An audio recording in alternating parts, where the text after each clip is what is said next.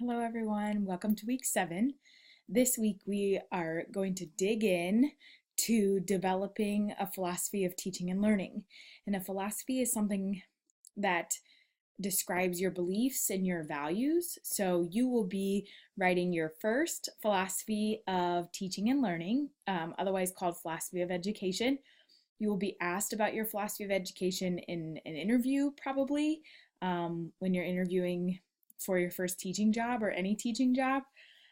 You will most likely have to write another philosophy of education or philosophy of teaching and learning as you progress, if and when you continue down the path of becoming an educator. But this is your first try at writing a philosophy of teaching and learning, and I'm really excited for you to share and really reflect and think about what you believe and what you value about teaching and learning, because that sets the path for then what you should do as an educator within your classroom. So if you believe something, you have to make sure that your actions in the classroom are showing what you believe. You have to walk the talk. You can't believe something and then your actions show something else. Um, so that's one big piece of developing a philosophy of teaching and learning, that whatever you say needs to be in check with how you behave in your actions. So for this week, you will be writing a paper, your philosophy of teaching and learning. Again, this is your first one. So as you continue, if you continue down the path of teacher education and becoming a teacher, the more that you learn and observe and read, question, your philosophy will adapt and change based on your new learning. So my philosophy 10 years into education is different from when I first entered my teacher ed program. And that's good. It's good to adjust and change as you learn. That's necessary. If I was still doing the same things that I believed or thought was the right thing within education 10 years ago, I would show no growth. And that's what we constantly have to do as a teacher. So you'll be writing your first paper, um, showcasing your philosophy of teaching and learning. These are the questions that you're going to respond to, and please put these as like subheadings. So the question, what is knowledge and understanding? And this is from you. So in this paper, it's okay to use I believe, in reflecting on what I believe knowledge and understanding is, dot, dot, dot, dot. Provide examples to back up your beliefs. So, once you state what you believe teaching or knowledge and understanding is, give some examples. What does that look like in the classroom? What do you see that looking like in your classroom? Same thing, what is worth knowing? So these are some pretty deep questions that you're really going to have to reflect and think about, and you're going to have to use the learning that you have this week. So you're going to be reading about some really influential educators in this chapter: Dewey, Vygotsky, Howard Gardner, that we've already talked about or learned about the multiple intelligences, constructivism, progressivism, which are types of philosophies around teaching and learning.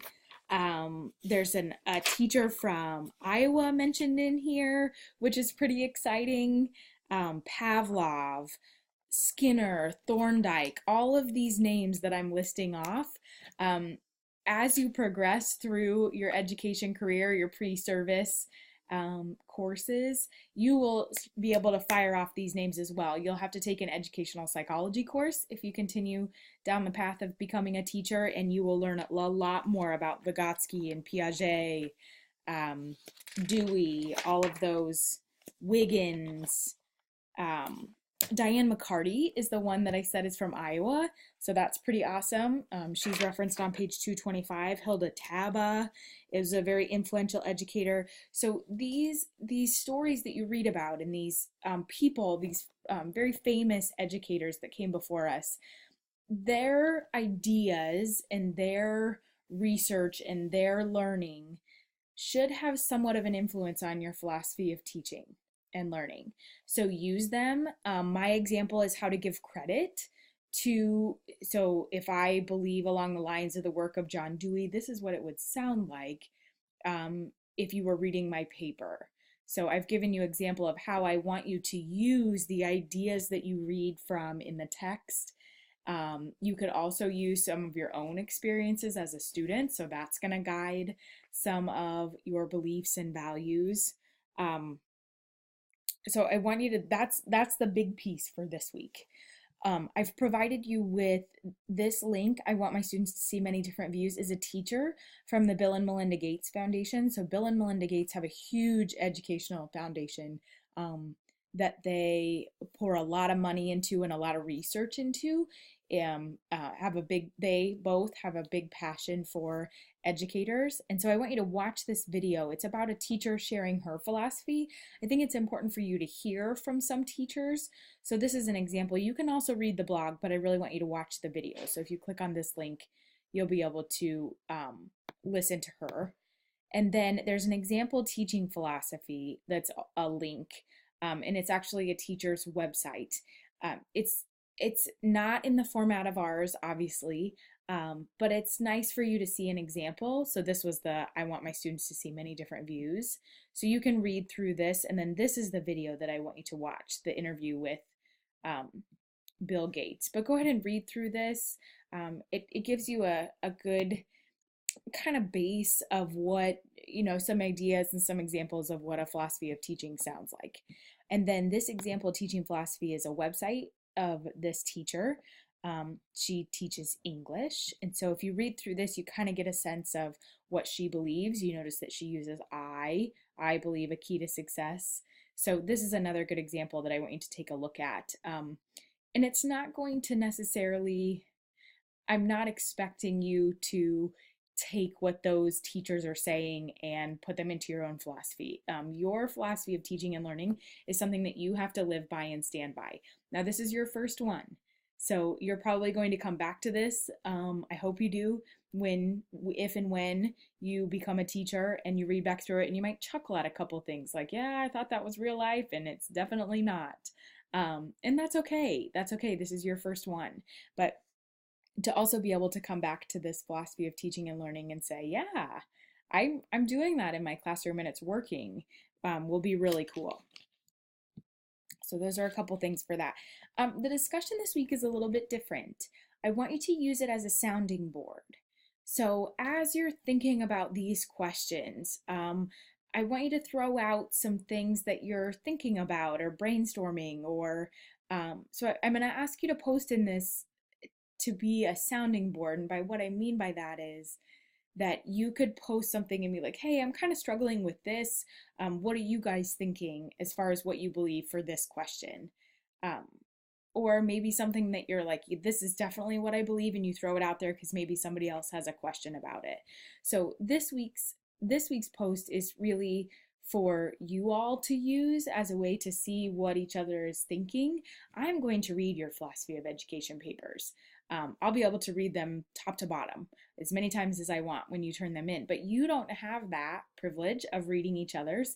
So I think it would be nice to kind of hear and see what each other are thinking before you submit yours on Sunday. So please use this as a place to post some things you're thinking about, some brainstorming ideas, questions that you have, and then we'll all be, so this week I'm going to ask you to check into this. Daily would be great, and be able to answer anybody's questions or kind of chime in. So we're going to use it as an ongoing discussion, just like we would in a live classroom if we were all sitting together and asking questions and writing this in one room around a round table. That's how I want you to use our discussion this week. A few things that I want to point out from the chapter, and I'm going to work backwards in chapter 7. I think one of the last paragraphs is great, the changing focus. So I'm just going to highlight a couple items in the text that I want you to really hone in on. In any given day in a classroom, the focus shifts from teacher to students and back again. This is not wishy-washy, but rather a fact of the profession. Much as a skilled photographer will shift the focus on a scene to emphasize or pick up an unusual feature, an effective teacher is able to view the classroom as a vibrant life form, taking note of all movement and features. In doing so, the teacher may find it necessary to redirect student attention or perhaps momentarily call a halt to all activity. Learning how to combine parts of different educational philosophies for the benefit of all of the students may be one of the hardest tasks a new teacher must learn.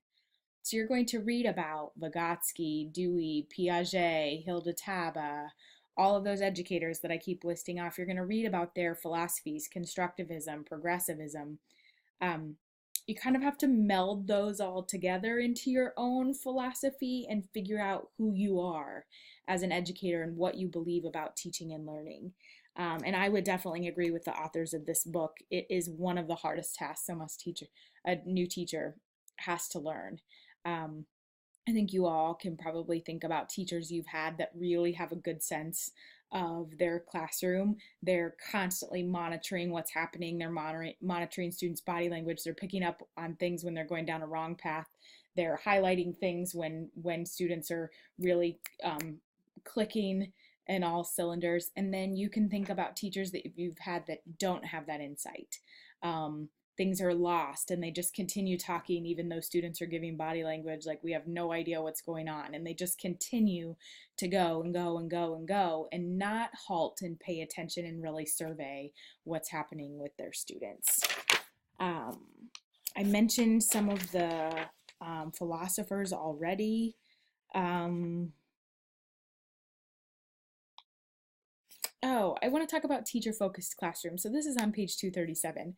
And I think the reality of it is some of you might still be in classrooms that kind of model what I'm going to read, and I certainly hope that your classroom someday won't be like this. But the authors talk about this being in the movies and on TV, and in reality, I think that it's something that students still experience today. Room arrangement may not be the best clue as to a teacher's views on what and how children should learn, but it is an indicator. Picture students seated in individual islands, separate from other students, with eyes directed toward a teacher at the front of the room, explaining or demonstrating something the students are expected to remember. The students are quiet. The teacher is talking. We've seen examples of this style of teaching in movies and on television. Unfortunately, in most of these examples, the teacher is oblivious to what the students are doing or thinking. I don't know if you've experienced classrooms like this before. I know that I did. And again, that's that's something that's going to come out as you answer these questions is, is your classroom going to be rows of students in islands based on what you think is worth knowing or what is knowledge and understanding? So you're going to read a lot of examples this week about different philosophies and about different educators. The Teacher's Lounge is really great. Make sure that you pay attention to that and read that one. It talks about how there isn't a constant in education, which is one of my favorite parts about it. Every single day is different, so it's unexpected, which is really great. I've already mentioned the philosophers multiple times, which is important. A couple of the questions that are asked in this, you'll be provided a lot of information in this chapter. So ideas about how students learn. So that one directly ties to what does it mean to learn and what should be the role of a student and how do you know that learning has taken place. So I'm not asking you to just have all of this philosophy of teaching learning in your brain. I want you to use what you learned this week in your reading. I want you to use some of your background experiences as a student, use some of your observation hours that you've completed. All of those things can go into your philosophy of education, but this is a deep analytical thinking paper. So I'm expecting at least a paragraph under each one of these questions, no less than a paragraph, explaining your thoughts and your beliefs, along with giving credit, if you're using researchers or psychologists, that have influenced your philosophy, and then some examples. What is that going to look and sound like in your classroom if this is what you believe? Let me know if you have any questions on your philosophy of education. It's due on Sunday. I'm excited to read your history of education papers. And as I wrap up,